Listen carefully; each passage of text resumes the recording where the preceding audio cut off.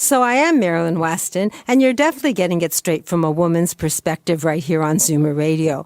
And each week we start by talking about investing and get solid information from either Darren Farwell of the Farwell Group or Leslie McCormick, co-author of Bank on Yourself, Why Every Woman Should Plan to Be Financially Single Even If She's Not. And I have copies of that book, signed ones, at my store in Maryland's. And last Saturday, Leslie dealt with a delicate subject, when and how to give up control of your finances. Her interview and all of last Saturday's show, and actually all my previous shows, are now posted on my website, marilyns.ca, MARILYNS.ca.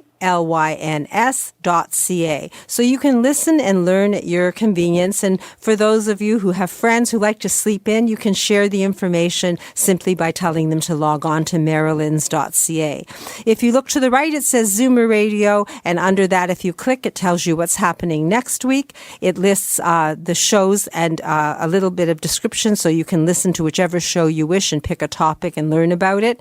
And then the sponsor expert list. And the sponsor expert list gives you contact information to everyone on the team. And each of us offers you a complimentary consultation to ask what you want to know specifically and get the answers you need to be empowered so you can move forward on your own speed and be confident that you're doing it right. And now Darren Farwell of the Farwell Group joins us as usual, and he has investment advice for us. So good morning, Darren. Good morning, Marilyn. What are we talking about today? Well, Leslie McCormick, week after week has great ideas for widows and how to manage their way forward. But it's hard to think about talking about anything other than the COVID-19 virus that's out there these days and the consequences for our daily living, especially since this last week, stock markets around the world seem to have caught a bad case of the coronavirus themselves. The temperature fluctuated from cold to hot, then hot to cold, then back to hot again as the market bounced around up and down, but mostly down. This last week in the stock markets made the new roller coasters at Wonderland look a little tame, in fact. So it's no wonder that some investors are feeling a little panicked. As calls from clients, friends, and family poured in this week, I sensed a lot of rattled confidence and fielded a lot of questions. So here's what I've been thinking about this bear market. By the way, for those who aren't clear, a bear market is when the stock market drops 20% or more from its highs. It's a very specific line in the sand, and it happened just this week past. So here's what I've been thinking about this bear market. How can I, as a financial advisor, help our clients and the many widows we work with deal with their feelings of shaken confidence and, quite frankly, a little bit of panic caused by this not entirely unexpected, but nonetheless dramatic turn of events in the stock market. Now, feelings just come. They're natural, they're normal, and they're very personal. But it's not the feelings that cause the common mistakes that can hurt your long-term wealth. It's what you do about those feelings. Remember that wise old saying, it's not what happens to you, it's what you do about it. Selling good quality investments at a bad time is the most common mistake. So here are my 3 tips for overcoming or calming those panicking feelings so you don't fall into making those common mistakes. Wendy called me during the day on Thursday. This is the first big market decline since she became solely responsible for her finances after she lost her husband 3 years ago.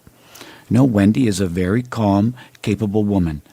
She said, "OMG, Darren, I just went online again today, second time, to look at my account. I've lost so much money." Hey, I get what that feels like. If you're looking at your account online and you see the decline, it's going to be something to rattle you. So with that call in mind, here are the 3 things that I'd like to suggest to help that calm when you're looking at your account or thinking about. Number 1, stop going online. Looking at it doesn't change anything. It's a bit like, picking that scab. And your mother always said, stop picking the scab. It'll get better by itself. You're just making it worse. It just creates stress when you go online and see the value of your account has declined. And when you feel stress, that's often when people make the common mistakes like selling good stuff at a bad time. So stop looking at it. In fact, for many of our clients, we're recommending just leave your March statement in the envelope. It's not going to change anything by opening it up and looking at it. You should already be in good quality investments, and if you're in good quality investment, there's no need to change it right now. Number 2, I asked Wendy whether her confidence was shaken. She said absolutely. She was afraid she would lose her income and she wouldn't be able to support her lifestyle as a result of what was happening. And she also was worried the market wouldn't go up again for another 10 years. We reviewed her plan that we had done, her financial plan, retirement plan. We had done this together well before the markets had turned down. And what we saw when we reviewed that plan is the decline in the market value of her stocks was going to have no impact on her income. Just like any decline in the market value of her home wasn't going to affect the value of her income. Those are capital assets, and the value change up and down in the value of those capital assets should really not require any effect on income.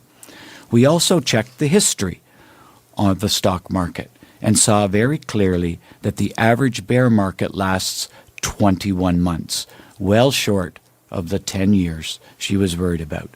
Wendy's fear and shaken confidence is totally legit. We just needed to talk about it and deal with it. So number 2, check in on your plan. Are you still on track with the plan? And review that with your professional advisor. Always good to have someone to talk to at a time like this. And number 3, we began to think of potential investment opportunities from all of this. At one point last week during the week, there was a Canadian bank stock that had gone down in price so far that the dividend was an 8% yield. So owning a Canadian bank stock would have given you an 8% annual dividend, which, by the way, would increase over time and is a very tax-efficient way of earning income. On top of all of that, that 8% return, that 8% yield is backed by a chartered Canadian bank. That's a sweet opportunity. So we talked about potentially looking at, when those opportunities appear, taking advantage of them, adding them to her portfolio so that over time her income would actually increase as a result of what's happening as opposed to decrease. So the 3 tips to help calm some of the panicky feelings, which are quite natural. 1, just don't look at it. Number 2, refer back to your planning, check the facts of history, and review with your advisor. And number 3, look ahead for opportunities. There usually are some if you look carefully. Wow. Well, you know what? I think you're a fortune teller. We were talking before the show. If anyone wants to listen to the 4 or 5 previous shows that we've done, Darren was talking about how to cope with the stock market going down. And I think you were predicting this. And the people who listened probably are sitting there thinking, I knew that because Darren told me. Are you going to work today, Darren? I'm definitely going to work today. There's a lot of people to talk to. Well, I'm sure there's someone sitting there wondering if they've done it right and if they should change things. And maybe they're biting their fingernails and you could calm them. So if someone wants to talk to you and calm down and learn about what they could be doing to make their mind feel at ease with their investments, how do we reach you? You could call me at 416-863-7501 or send an email to the Farwell Group. So the Farwell Group, and there's a Facebook page. There's also contact information on my website, marilyns.ca, and the phone number to reach Darren, and he'll be working today. So if you're an immediate gratification person, 416-863-7501. Thank you, Darren. I look forward to learning more from you next week. I like these tips and that they're so orderly and that they give me something to focus on that's logical. So thank you for that. For me personally, I like the way you think. You're welcome, Marilyn.